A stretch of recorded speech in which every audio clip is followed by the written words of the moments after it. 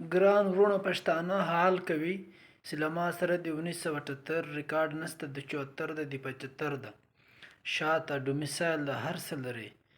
صحیح. بیا دوی یې کارډ ورک ته اوس به موږ کارډ بل جوړو، کارډ خو نو نه جوړېږي، ظاهره خبره ده. کارډ خو نو هغه د درنو د نیکه یا د ور نیکه به جوړېدو، هغه خو نو اوس نسته.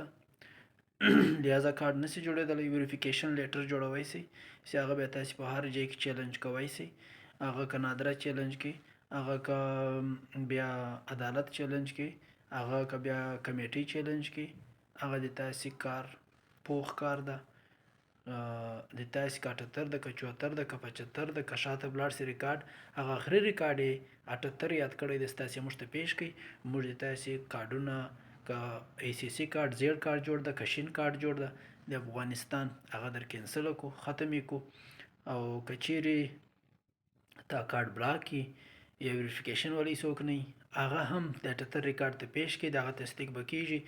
د هغه لاره به هم دوی درته راباسي چې دما خو تصدیق والی څوک شته یا څوک نشته. صحیح شو. کمیټې تر مخ دا خبر هم ښوول دي.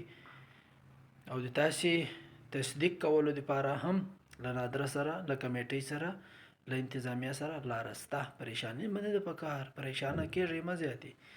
هېڅ نسې لارو له هغې به لا مه ډارېږئ.